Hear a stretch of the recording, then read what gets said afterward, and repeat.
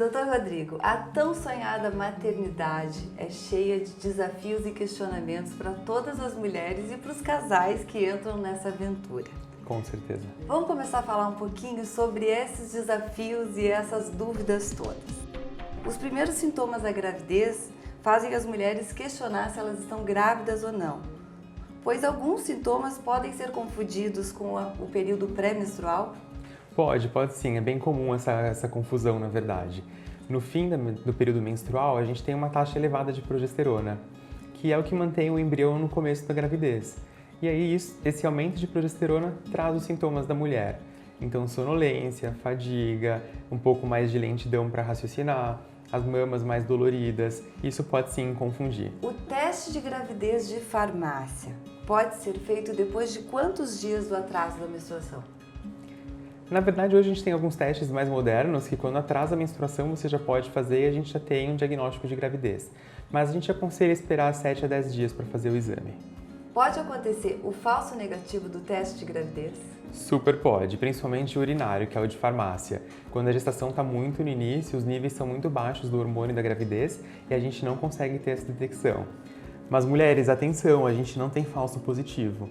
Uma vez que a paciente está gestante, que o exame deu positivo, é gravidez. Mesmo que a tarja possa parecer bem leve, né? Talvez por causa da quantidade de hormônio, né? Sim, quanto mais tempo de gestação, mais hormônio tem, mais forte fica a coloração da tarja.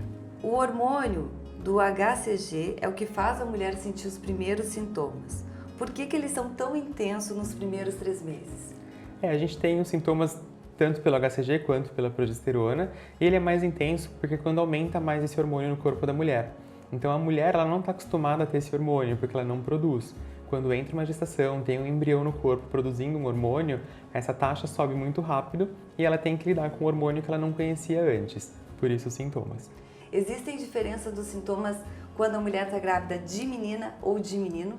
Não, infelizmente não. Seria ótimo se a gente pudesse diferenciar a gestação só pelos sintomas, mas não tem nada até hoje que a gente tenha descoberto, a não ser o ultrassom ou a sexagem fetal para poder dizer se é menino ou menina. Essa história de enjoo, de vômito, se vai ter mais cabelo, se vai ser menino, é tudo bobagem. Existem alguns cuidados essenciais no início da gravidez, até os primeiros 3 meses? Sim, a gravidez exige cuidado da gestação toda. Na verdade, isso seria o ideal que todas as mulheres comecem a cuidar da gravidez antes de engravidar. A gente aconselha a consulta pré-concepcional, que é para a paciente poder engravidar de maneira saudável, fazer todos os exames, tomar as vacinas necessárias, começarem as vitaminas, para depois sim pensar em engravidar. Mas tudo bem, não fez a consulta pré-concepcional e engravidou, a gente precisa ter os cuidados. Primeiro de tudo, passar numa consulta de pré-natal. Doutor Rodrigo, tu consegue citar algumas informações principais dos riscos que a gente consegue diminuir fazendo o pré-natal? Claro, o principal é o abortamento. Então, abortamento é uma coisa que é relativamente comum de acontecer, não é muito falado sobre isso, mas é comum, e a gente consegue sim evitar fazendo um pré-natal de maneira adequada.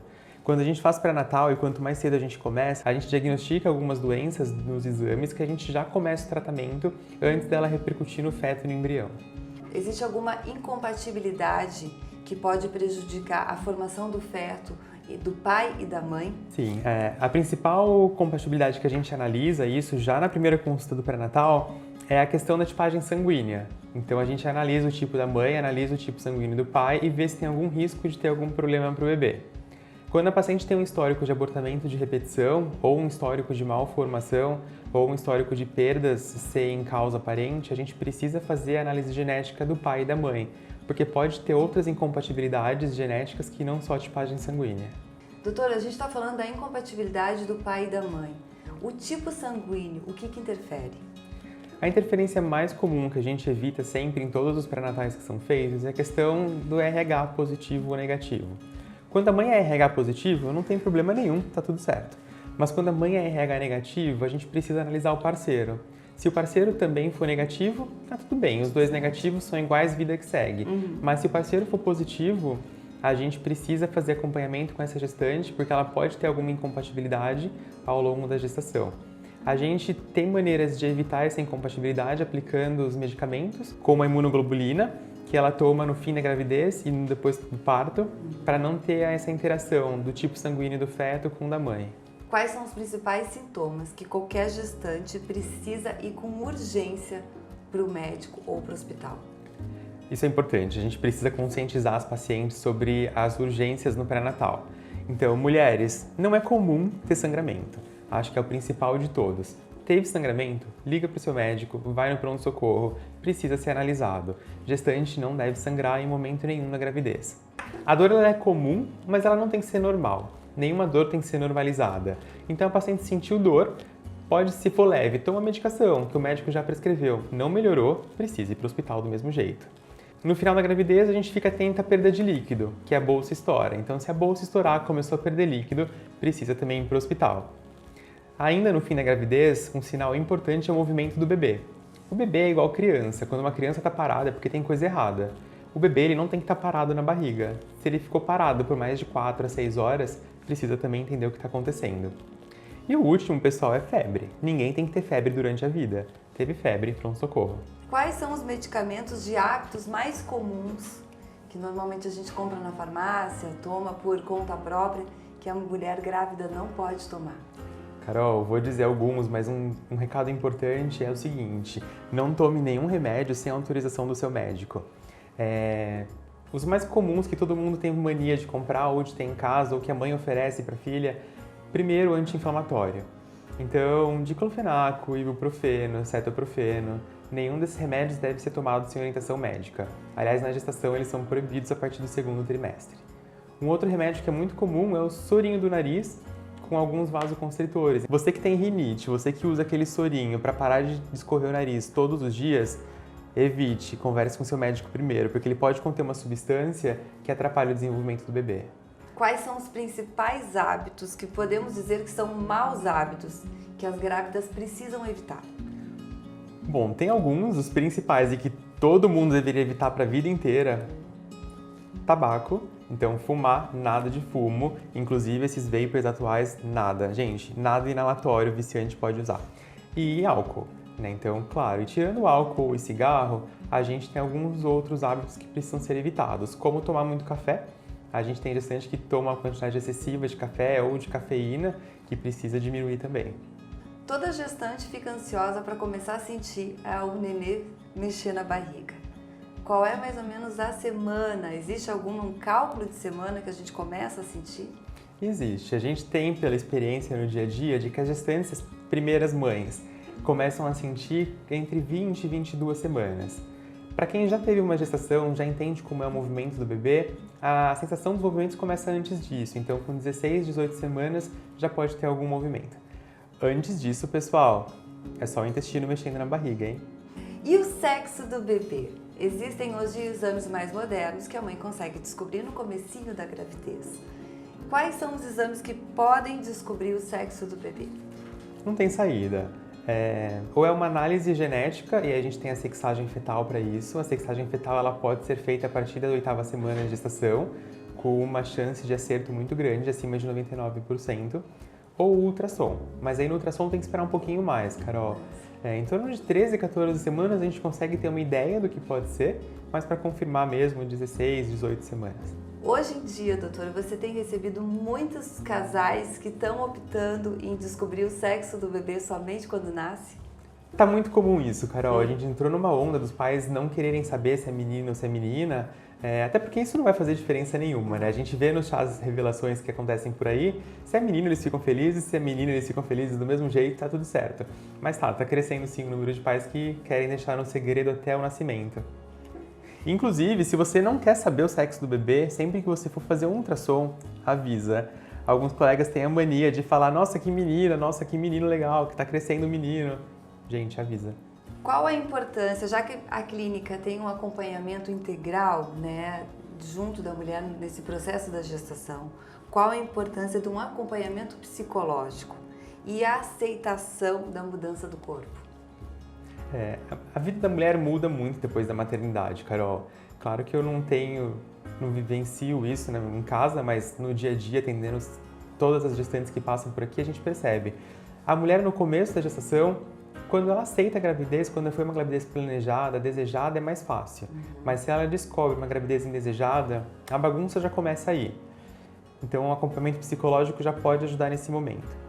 Além disso, a mulher muda muito a cabeça, né? Os hormônios bagunçam muito a cabeça da mulher. Então, ela entra numas neuras que nem ela se reconhece direito. E o acompanhamento psicológico é importante para fazer com que a mulher entenda que a vida dela está passando por uma fase, que a vida dela depois volta ao normal. Acho que esse acompanhamento psicológico é importante até para o casal, porque o marido também às vezes não acompanha, o marido às vezes não apoia, o marido às vezes não entende o que está acontecendo com a mulher, tanto que muitos casamentos terminam no puerpério.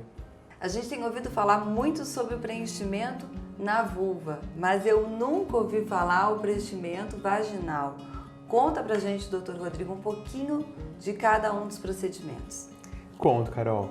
Primeiro, mulheres, é preciso entender a diferença de vulva e vagina. Vocês têm que saber essa diferença. A vulva é tudo aquilo que fica por fora da mulher. Então, os lábios internos, externos, clitóris, períneo, aquilo é vulva. A vagina é o tubo de dentro, que é onde sai o corrimento, é onde sai o bebê, é onde entra o pênis. E a gente tem preenchimento para as duas áreas.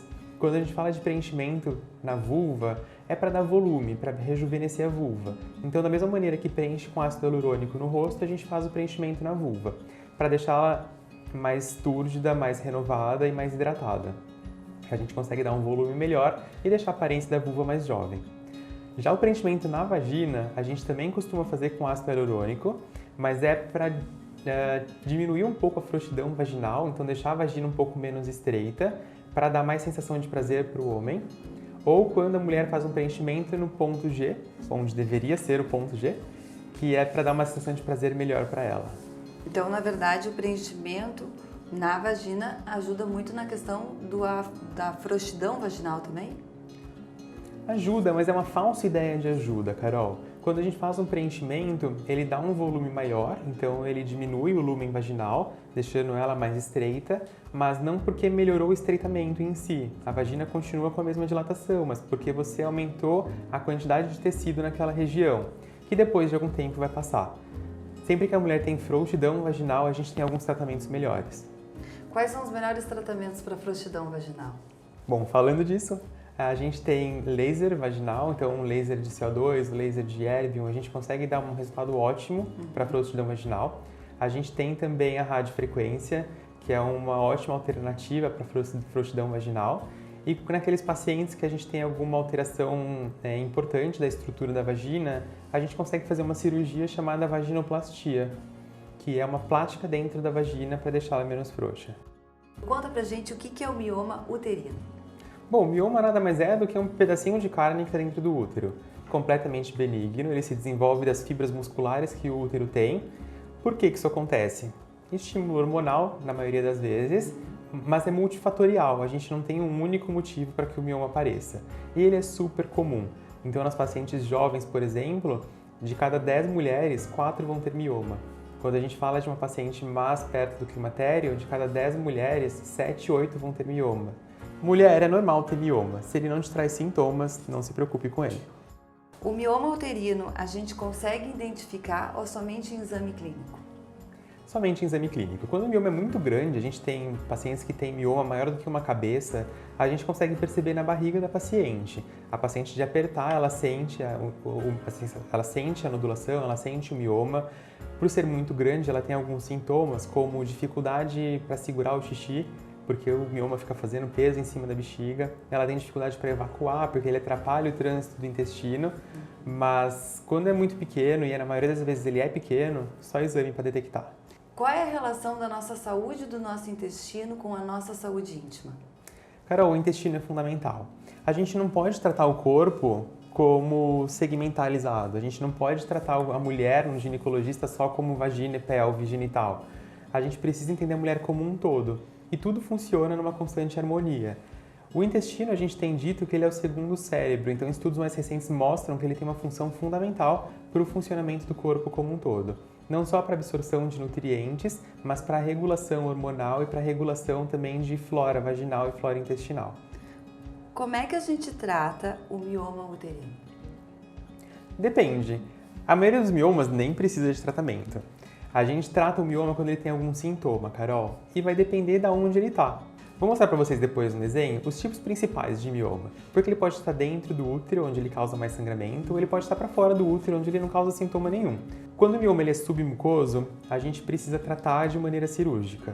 Então a gente tem algumas cirurgias, como a histeroscopia cirúrgica, para tirar esse mioma lá de dentro e resolver o problema.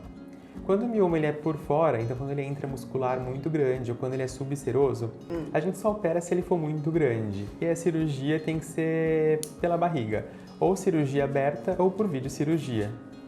Existe o maior risco do mioma uterino nas mulheres a partir dos 50 anos? Não, na verdade não. O mioma ele pode aparecer mais conforme a idade avança, mas não tem um risco maior para a mulher. Pelo contrário, quando a mulher entra na menopausa, por não ter mais aquele aporte hormonal que mantém o mioma, ele regride de tamanho, em alguns casos ele até mesmo desaparece. O mioma uterino é mais comum e mais frequente na mulher negra por quê? Genético. A origem do mioma é multifatorial e um desses fatores é genética. Pessoal, genética é diferente de hereditariedade, mas existe uma hereditariedade também. Quando a mãe, a avó tem mioma, é mais comum da mulher ter. Então, mulher com antecedentes de mães e avós com mioma tem uma chance maior. A mulher negra, ela também tem uma predisposição maior e a mulher obesa também tem uma chance maior de ter mioma. Mulheres que têm mioma uterino, elas têm alguma dificuldade de engravidar? Depende do mioma. Voltando naquele desenho que eu mostrei, depende aonde está o mioma. Quando ele é submucoso, sim, ele está no mesmo lugar que o embrião tem que ficar, então tem uma dificuldade de engravidar. E quando o mioma ele é muito grande, ele tem um risco maior de abortamento. Doutor, o mioma pode se transformar num tumor maligno? Não. Mulheres, não tenham essa preocupação. De maneira geral, o mioma ele nunca vai virar um tumor.